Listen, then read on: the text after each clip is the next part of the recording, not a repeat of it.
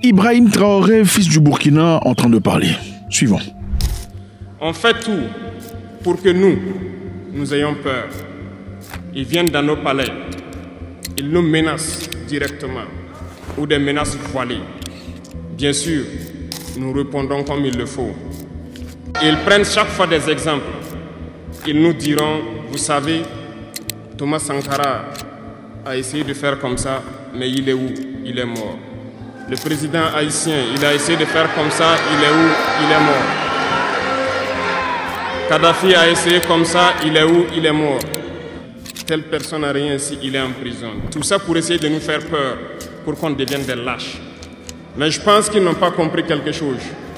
Quand nous disons la patrie ou la mort, nous vaincrons, ce n'est pas qu'une phrase, ça a tout son sens.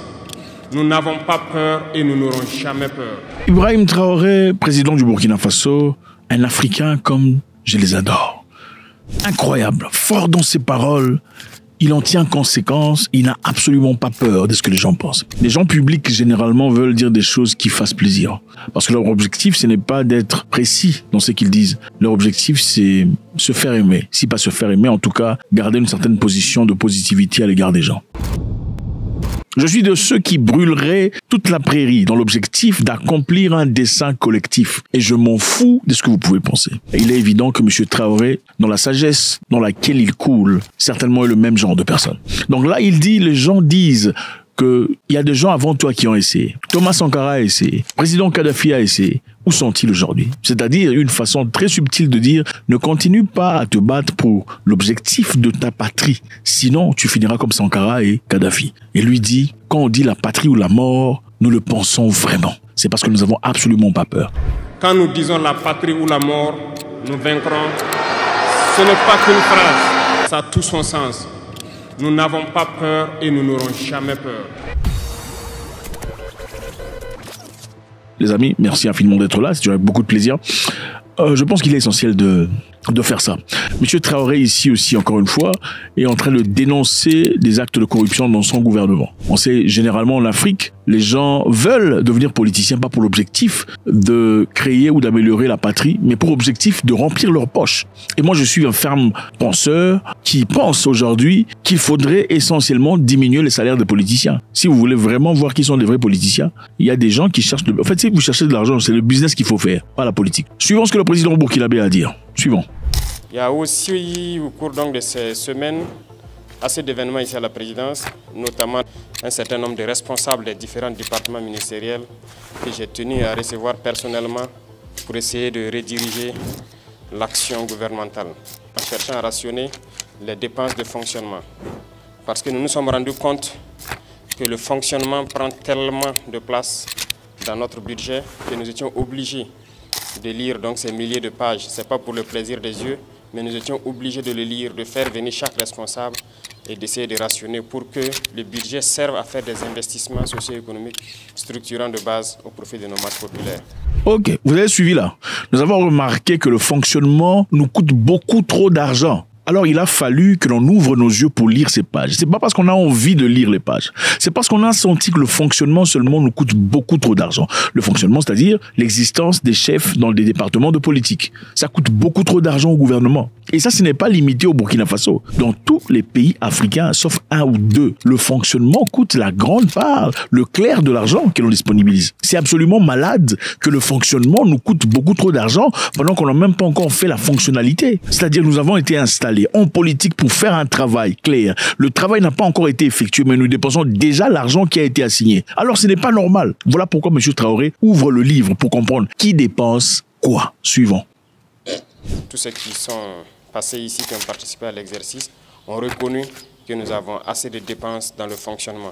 Et nous allons continuer dans ce sens à minimiser les dépenses de fonctionnement de l'administration pour pouvoir investir mieux au profit de nos populations. Nous allons diminuer les dépenses de fonctionnement de l'administration pour bénéficier à la population. Écoutez, Africains francophones, nous allons diminuer les dépenses de fonctionnement, c'est-à-dire les bureaux, l'achat des voitures pour les politiciens, la localisation des maisons. Je ne comprends pas comment quand quelqu'un devient en politique, on lui cherche une grande maison, on lui donne des centaines de milliers de dollars pour s'installer. C'est absolument absurde. C'est de la maladie mentale. Voilà pourquoi Trump dit « You live in shithole countries », c'est-à-dire vous vivez dans le pays de la... Comment est-ce possible qu'un politicien qui vient à peine d'être nommé, on lui donne des centaines de milliers de dollars pour s'installer, c'est-à-dire avoir une maison, avoir des gardes, avoir une nouvelle télévision, des nouvelles voitures, pendant qu'il a été placé pourquoi? Le politicien est placé pour améliorer la vie de la population. Le peuple est encore en train de souffrir, mais vous vivez dans le... Alors M. Traoré dit niet. Suivant. Ceux qui ont compris le message, je pense que c'est le cas pour la plupart, je les invite donc à redoubler d'efforts, à faire en sorte que nous puissions minimiser les dépenses de fonctionnement. Tout ce qui peut être économisé doit être économisé et investi au profit donc de nos populations. L'eau potable n'est pas une garantie pour tout le monde ici au Burkina Faso. Nous sommes aujourd'hui en train de lutter aussi pour la souveraineté alimentaire. Il y a tellement de défis qu'il faille économiser au maximum pour pouvoir relever ces défis-là. Malheureusement, dans ce contexte, nous nous rendons compte qu'il y a encore des brebis galeuses qui essaient de jouer avec le temps peut-être, mais nous avons passé 2 années à sensibiliser.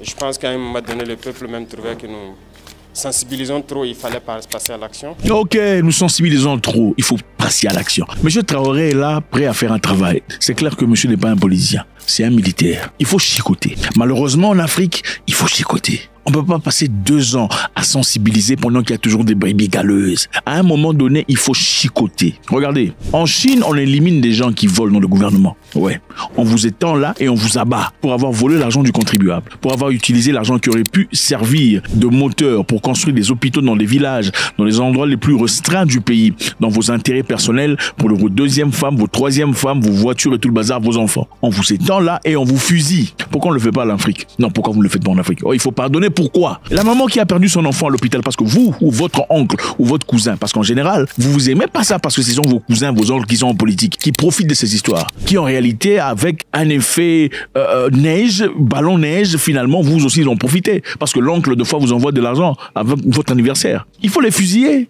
Fusiller ces gens, comme ça vous allez voir si l'Afrique ne s'améliorera pas. Commencez à fusiller ceux qui volent l'argent du gouvernement. Commencez à abattre ces gens. Et on verra si l'Afrique n'évoluera pas. Ceux qui prennent l'argent du contribuable, il ne faut pas les jeter en prison, il faut les fusiller, il faut les abattre. Ils servent à quoi? Si une personne peut prioriser son intérêt personnel, son argent, ses villas, par rapport aux enfants démunis, qui ont peut-être pas des parents, des pères, des orphelins, qui ont besoin des mêmes structures, des écoles, des routes pour évoluer, pour ses intérêts personnels, vaut-il la peine de garder ces gens vivants?